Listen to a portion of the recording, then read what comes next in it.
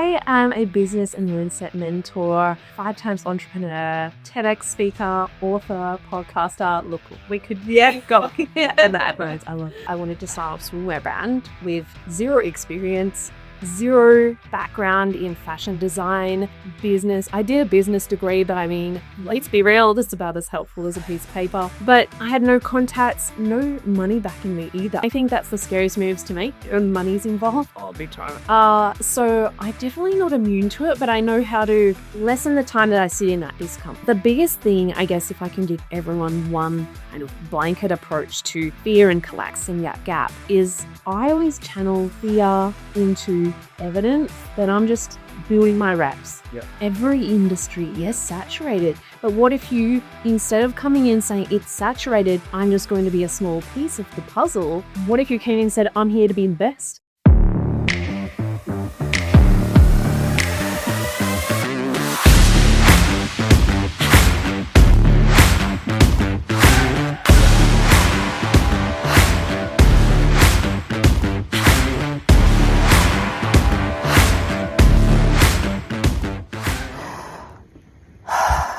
So welcome back to the On Your Break podcast. We are together in the studio with a guest. You've got Shani And Chris. and we are joined with the amazing Jess Williamson. And I'm so pumped to have this conversation with you. I've been busting to get you on the podcast. Welcome back.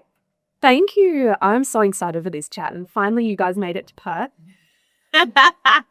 in a different studio, Perth, which is super exciting. I know. Chris, it's been a long time coming to get here. It's been on my 34 playlist for a long time to visit her. So when we had the opportunity to come over, run the event, see you, why not? Yeah. It's been so good. It has. It's been amazing. Yes. Be ready to move. I love it here. I could move here. Yeah. Absolutely move here. But I had some children at home. Yes. Thinking about We were joking about it the other day. Actually, we were like 10 years. The countdown. All right, I'll keep you tuned on. Oh my gosh. So Jess, I would love for you to share a bit about you and who you are, obviously, so our listeners can get to know you. And I'm just going to dive in with some questions. So tell us who you are, what you do. Who the hell am I? It's Jess. So I am a business and mindset mentor, 5 times entrepreneur, TEDx speaker, author, podcaster. Look, we could, go. And the adverts, I love this. But I am just so obsessed with helping women unlock illogical levels of success. And to do that through simple business strategies, but also using the power of our minds and understanding how we can have more of all the good stuff in our lives. Oh no, really good stuff. So one thing I love about you is you do have this like unshakable delulu energy about you. One of the first things I heard you say was like, I am delulu, and I go big, I go large, and I make it happen. I'm like, I love this one, just from my heart. Have you always been like that? Yes, to a degree. So when I was younger, I always remember I was sitting in the back seat of the car with my parents, and we drove past a bank, and I said to my mum, we need to go into this bank because I need to get my investment property sorted out. And Mum and Dad looked at me and they're like, who the hell is this kid? 1. And 2, Jess, you are 12 years old. You can't get a loan. The bank won't give a 12-year-old a mortgage. And I just sat there thinking like, why the hell not? Like, who are you to tell me what I can and can't do? I'm 12 now.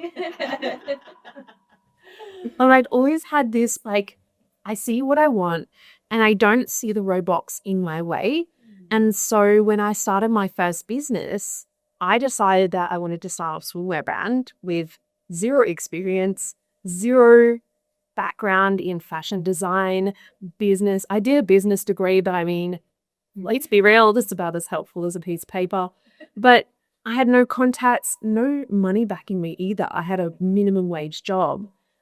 But my mind said, we are creating a global fashion brand, not just let me try and make a few pieces, take some iPhone shots down the beach with my friends. No, I had this big brand vision.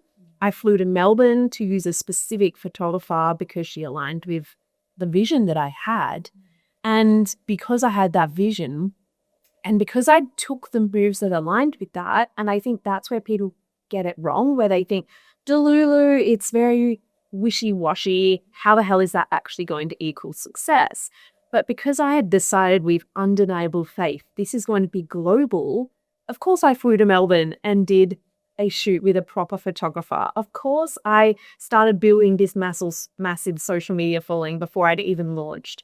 And it was because of that belief that 1 week after I launched, I was working at my full-time job and I received an email that said, we would like to invite you to New York Fashion Week. Oh my God. The biggest fashion week in the world. Here I am with 1 week under my belt in business, barely sold anything by that point. But when they looked at my brand, when they had discovered or came across me online, they said, this is legit. This is a brand that could be seen on the New York Fashion Week catwalk. And so I said yes. I was like, how the hell am I going to make this happen? 6 months later, I was walking down the catwalk at the end where you wave as the designer with actual celebrities in the audience looking at me. And I was like, this is so backwards. But I didn't realize not everybody thinks that way. And so that has been a real journey for me to actually unpack why my brain works that way. How can others unlock that for themselves? And so I got really, really obsessed with how the human brain works because I started speaking to more entrepreneurs, particularly females, and they would say, oh no, I can't do that. Oh no, I've got imposter syndrome. Oh no, what if I fail? And I was like, what do you mean? Just do it. It's 1, 2, 3. Let's get it going. But there was like this resistance. So I got really, really curious on why we have this resistance towards success. I'm going to speak and play devil's advocate just because I know that there's a lot of people who, and I love the way you speak about this. I've heard you speak about it before, and you talk about people getting lost in the how. And I don't know if it's like a man thing, but I obviously I have dreams and big visions, but I also am a very how person. So, you talk about illogical success. Yeah. And you talk about people getting stuck in the how. How have you been able to take your brain and the way that you think and operate and translate that to people, the how people who maybe need the 1, 2, 3? Yeah. It's a real unlearning. And I have clients come to me all the time and like, Jess, it sounds great, but like, how? What are the steps? What do I actually need to do? And I'm actually a very logical person as well. Like my background was digital marketing where it wasn't about how cute can the creative look. It was about data, numbers, like let's get shit done. So I kind of have both. But the way I would break it down is like in order to create a new belief, we have to just be curious. So it's almost like, okay, you're looking for the how. But what if you could just plant that seed in your subconscious, that question that says, what if? What if I could let go a little bit? What if I didn't have to be as tightly wound, as the in control? And even for me, it took a little bit of unlearning because I was deep in the burnout because I thought I had to hustle hard. So recently I actually did a 4-week program where I took my clients through like, let's simplify, let's build your business where it doesn't require the hustle, where it doesn't require the overcomplicated strategies. And I had one lady and she said to me, Jess, I was like 2 weeks in and I was like, love what you're saying in theory, but like, where is it? How, where, what? But because she'd started to ask those questions, even just have them in her back of her mind, she was working so hard at her computer, being like, where are the sales? I need to post more. I need to do more. And she said, you know what? Let me take a little bit of Jess's advice. Let me let go for the afternoon. Let me relax. Let me chill out. She went to the park with her daughter. She made the most in that hour than she'd made in the 3 months prior. Yep. And so it's not about not doing stuff, but it's about knowing when to let go, when to detach from the outcome, and when to let it flow. So I always look at strategy where how can we simplify the path?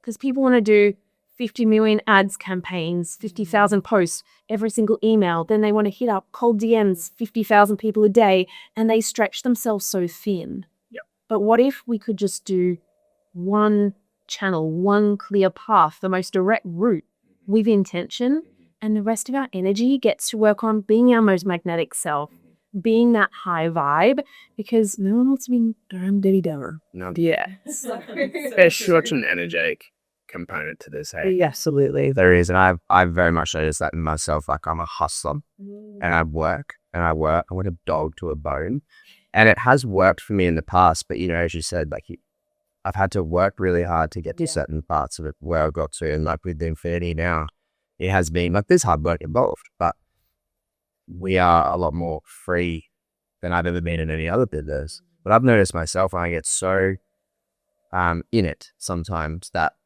doing the opposite, although it feels like that's the worst thing that you could do at the time, actually yields the best result. It does. And I think it's the space that you create, right, within yourself. How do you get scared when you meet these big gods? Yeah. Yeah. Because I often wondered that. I had that question too. I'm like, I wonder if Jess gets scared. I do, and I'm almost addicted to feeling scared now, if that makes sense. It does to me. I know what happens on the other side. Yeah. And so it's almost like, oh my gosh, that scared feeling feels a level of excitement, because I think oftentimes we feel scared because we feel out of control. Yeah, absolutely. And it's just actually switching your mindset to regain control. And that's not necessarily like you work harder so I have control over every result, but it's realizing, like, even for my next tour, I have gone and booked venues 2 times bigger than my last tour. Just decided we're going 2 times bigger. Do I know if anyone's going to show up? No. Do I sometimes have the thoughts of, everyone came to my last tour, why would they come again? Then I'm trying to double it. How am I going to build on this momentum? Also, guess what? A venue double size costs double the money that I'm putting down. And that's where the delusion parts comes in, because I would never book the venue if I didn't have a level of delusion that said, you know what? You can go double the size. And there's no proof. There's no evidence. There's no one saying you can do it other than me. And so when I catch those thoughts coming in, like, oh shit, like I just dropped a few $10,000 on venues, let alone the team, the AV, everything that comes with it, my travel, all of the expenses as an investment. And I think that's the scariest moves to me. And money's involved. Oh, big time. So I'm definitely not immune to it, but I know how to lessen the time that I sit in that discomfort. And I think that's where people think they get to a point where they never feel it. But if you're always playing to your potential, to your limit, then you should feel scared. Yeah. Otherwise, you're playing well and truly in your comfort zone. And it's just about, let me not sit in that feeling for as long. Like, let me have that feeling, that thought come through, and then realize I'm in control. If I'm not hitting the numbers, if I've got like a quarter of the space filled, cool, it'll be a fun ass time for those quarter of the people. Yeah. Or I'll double down. Yeah. And I'll send the funeral messages. I'll tell people to bring friends. I'll do what I got to. I feel it. It's really about just having courage, isn't it? Yeah, but we were saying yesterday, we had all those same feelings coming out of it. I'm like, no one knows who we are. Like, what if it's shit? What if no one shows up? Which Jenny actually said to me before we on, she said, how are you? I'm like, I kind of don't give a shit. And I don't mean that like that, but I was detached at that point from the outcome of it. Like, if there's 10 people in the room, that's what it's going to be. Yeah. If there's one person sitting there, that's what it's going to be. It's that healthy level of detachment, I think, where it's like, you have the vision, you have the outcome that you want, but you also have to just maintain that little bit of detachment, so you're not controlling and you're not forcing anything. You're just in flow. We get too much. You become too much emotionally invested in it, right? Your emotions get the better of it. It's actually usually like our dynamic with events. It's usually me holding the frame of like, we're good, like a cute, like I say Zen Buddha. Whereas Chris is a bit more like in it, like, what is that? But it was like reverse this time. Yeah. Because I had a lot of pressure on myself because I lived in Perth. I'd invited a lot of my friends. Yeah. And so I had this like, oh my God, what if it's terrible? Yeah, I was like, I don't know anyone. And two, like, I think, on the courage piece, I've spoke now in front of lots of people lots of times. So there's always like that feeling in your gut, but I just know that as soon as you're on the other side of it, it's the best. It's where I'm most alive. That's the irony. Yeah. You're so alive on the other side of fear. Like, how do you close that gap then? Because I know that we work in sort of similar spaces, I guess. Like we work with people around their minds and their bodies and their nervous systems and their subconscious. So like, how do you help people like close the gap? What have you done to close that gap? Because a lot of people get stuck in that gap for a while. Yeah. Paralyzed. Yeah. So the way that I always look at it, there's a few different ways. The way that I work with clients around it is really digging deeper into why there's that scarcity, that fear coming up. Sometimes it is the scarcity of, oh my gosh, no one's going to show up and I'm going to look dumb. And then we can actually remedy that fear rather than gaslighting ourselves like, of course people are going to show up. And you're like, no, bitch, they're not. Yeah. And so your fear keeps like speaking over it. But it's like understanding, oh, I'm afraid of looking dumb. But what if it's not about me? Yeah. What if it's about the one person in our big ass room? Yeah. That's life I get to change today. And so when we can understand why we have these fears, usually it's to keep ourselves safe. Yep. Usually it's got nothing to do with if there's only 10 people, they're going to have a shit time. No, they're going to have a better time because they get more of you, more of your energy.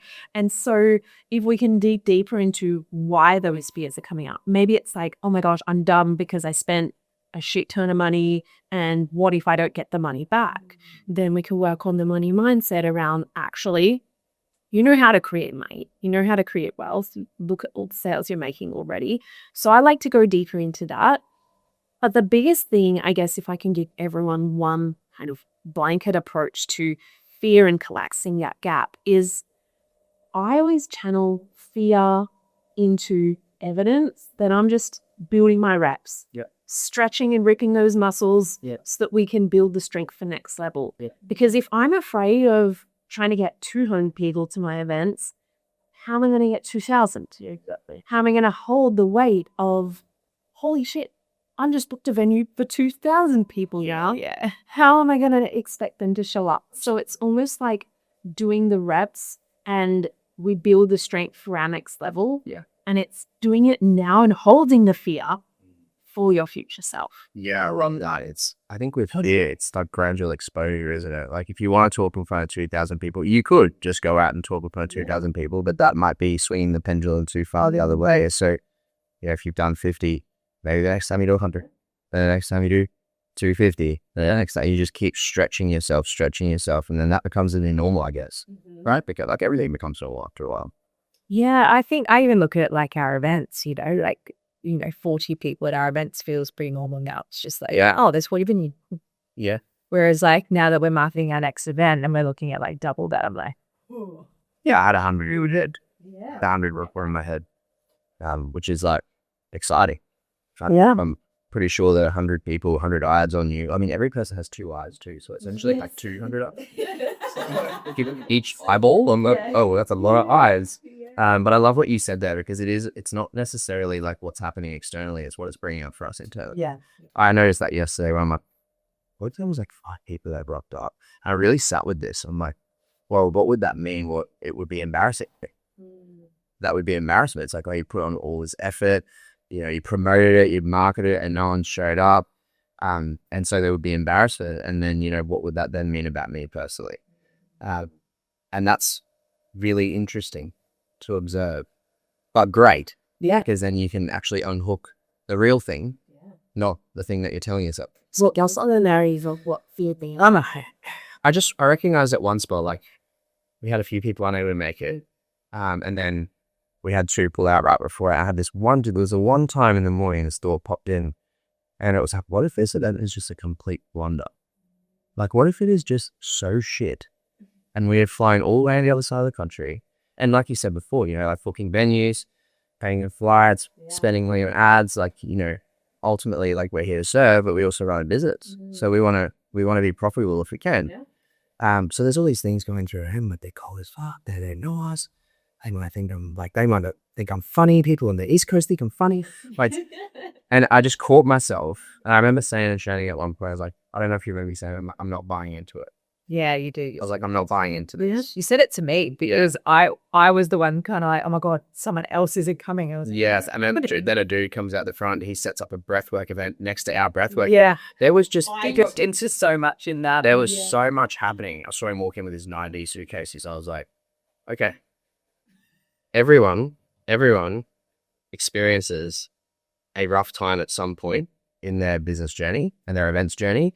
And everyone has a funny story, which wasn't funny at the time. And this might be it for me today. Yeah. This might be ours. And it actually turned out so much better than I thought. But what was really coming up for me in this split moment was embarrassment. Yeah. It was embarrassment. I think, one of my needs is a need for significance. I have that need and I know that need. So it took me a lot of time to make friends with that need. But that's there. Yeah. And I caught myself going, well, my energy is going to be low if there's 10 people in the room. I really had to check myself and go, no, these 10 people are coming to spend their entire Sunday with you. You're a random from Brisbane. In their eyes. I just switched back into that, and we still had a great number of people in the room. It was a great event. It went really well. So I think it's also evidence there how your mind just twists things so much greater than they could ever be. Yeah.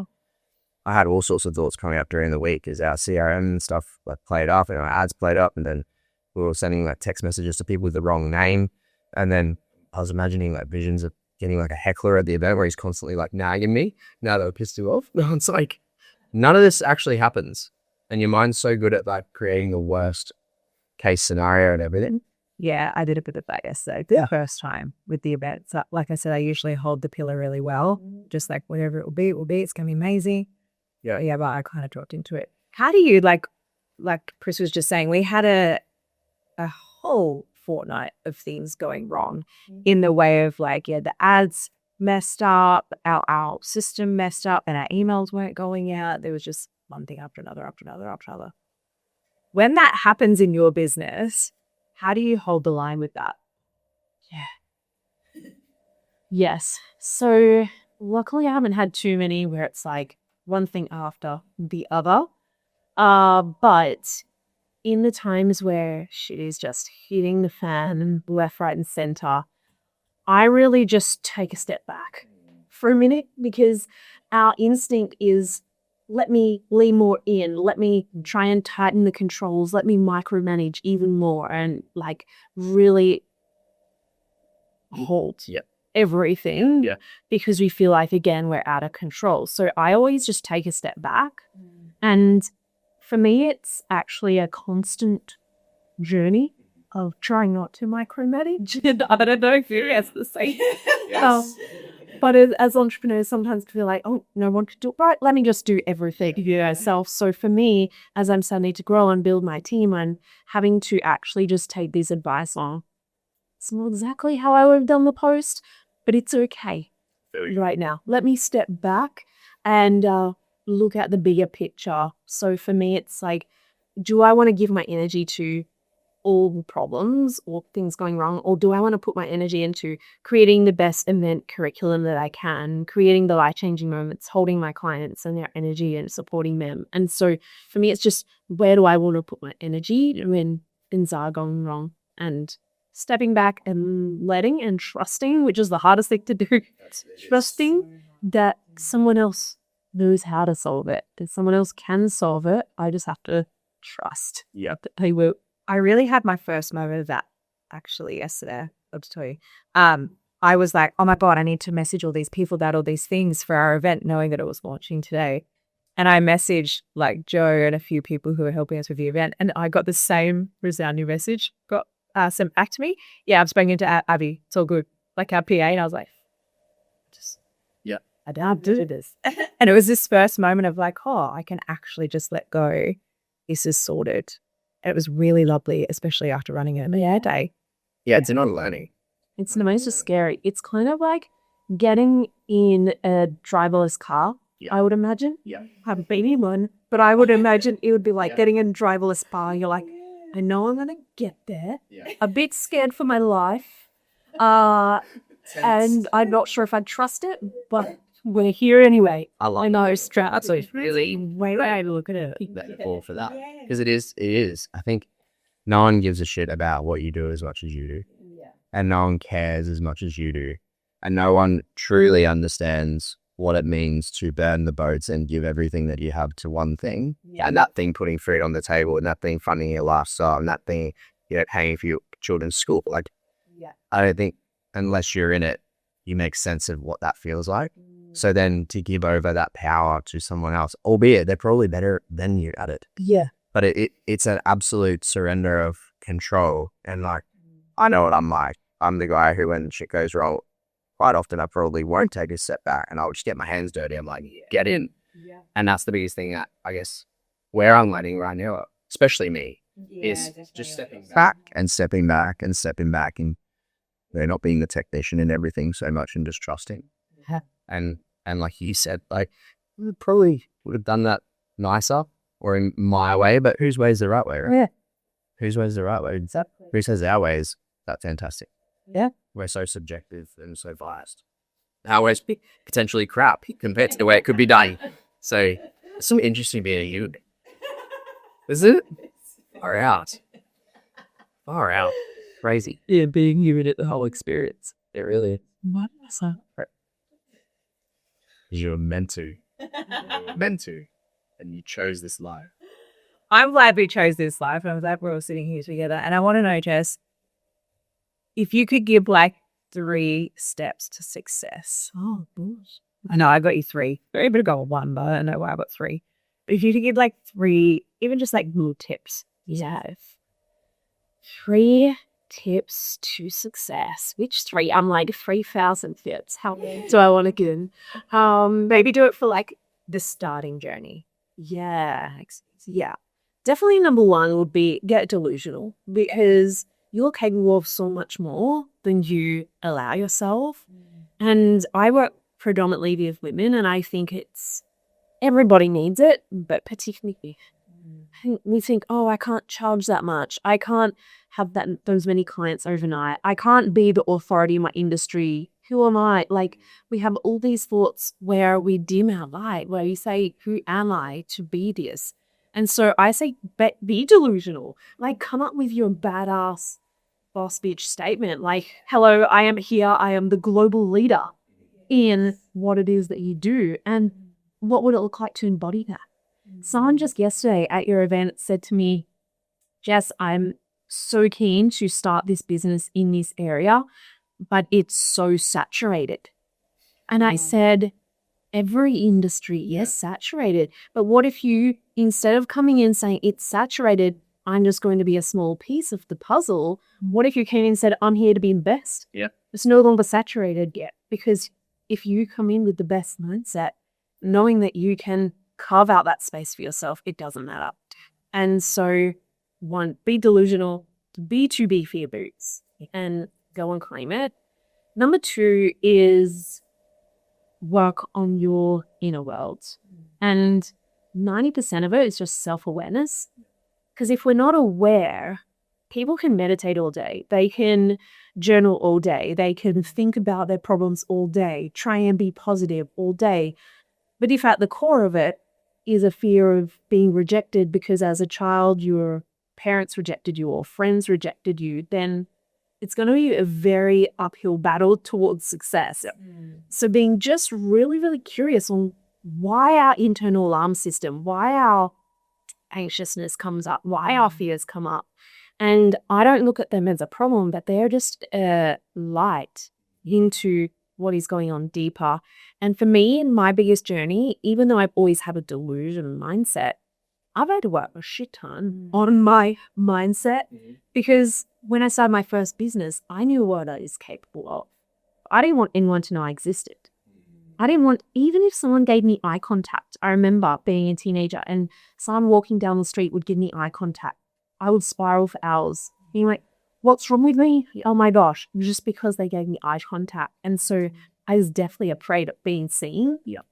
And now people see me on stages, speaking on TEDx, like writing a book, being like, hello, I'm on the cover of the book. Yeah.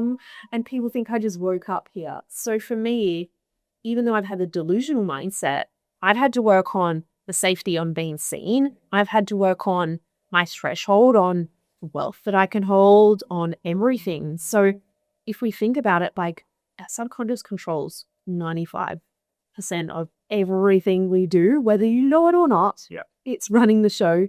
And if we're ignoring it, then we can only really tap into that 5% of our potentials. Yeah. So mindset is huge. And number 3 would be, please, love of God, keep it simple. Like, keep it simple. I was speaking to someone recently and she was like, yeah, I'm so keen to like build my business. I've burnt out before. I want to keep it simple. And I said, amazing. What's the most direct route to starting your business? Maybe I need to make the logo and then I'll post on social media, do a lot of posts until I grow my following. Then I'll make my offer. Then I might sell it. And I said, what if you just sold? What if you just said, hello, I've got an offer, make it up. Don't make it complicated. It doesn't have to be the perfect offer. I don't have to research 50 million others, what they're doing, their prices, who cares? Create an offer and sell it. Message a few people, put an Instagram story up. Now you've got business. And you might have accidentally made some sales and not even meant to, but I think people like make this long journey when we can just go straight to the end goal. Yeah. So those have been 3. We're big on that too. With our students on the other side of the training, like, don't worry about the website, don't worry about this, don't worry about that. You don't have a business if you don't make money. No. You need to sell what you're offering. Yeah. Yeah. And I think, a good offer is really all you need to get started. If you're shit at sales and you're shit at marketing, just have an amazing offer. Yeah. That speaks for itself. Yeah. And that will help quite a lot. You'll know if you've got it right because people ask you, how's that kid Joyce? Yeah. How do I pay you? Yes. Yeah. I love that. And speaking of offers, what have you got coming up? Oh my gosh, what have I not got coming up? I'm trying to keep it simple myself. This is like why I preach and teach it, because I had to learn myself. But I'm running a free masterclass coming up, teaching business owners how to shift into the millions, because I think it's easy to get to like the 6-figure mark. But then to get past that, that's where the challenge comes, because 6 figures is pretty comfy. Yeah. Earning from 0 to 6, you're not comfortable. You've quit your job. You've got no money. That shit drives you. But when you hit the 6-figure mark, it's like pretty comfy. Also, everything you've done up to that point is what's made you successful. Yeah. So it's like illogical to say, let me burn all that to the ground. Let me shift things. Let me shift my entire identity into a next level. And so I'm really passionate about helping people get to that next level, to past that mark. So I got that. It's free. Sorry. Yes. It's on next Monday, depending on when this comes out, but it will be available. People to jump in anytime. And then I've got my next tour. So we're currently doing Perth and Melbourne. We'll see if we bring it to other cities. We're going to smash out double size in those 2 first. We'll see how we go. But that's all about building an iconic brand, a personal brand, getting on the stages, speaking. And I truly think, building a personal brand is the only way you build a business in the future. But no one cares what your service is. They care who you are and what you stand for. And it's so much bigger than, hello, let me teach you 3 tips about marketing. It's actually about, what is your ethos? What is the movement that you're building that people can get behind? And that's how we truly build that cult following, the offers that sell themselves and impact that we want to build. So, yeah. Love it. I love that you say that. Yeah, that's so exciting. I love that you say that. Like, I think more people get to realize that just being yourself is all you need. Yeah. Like, you don't have to become the next this, the next that. You just need to become the next you. Yeah. And what are you passionate about? And what is the offer that you have to go with that? And that was the hardest thing for me to figure out. I'm like, who the hell am I? I don't know who I am.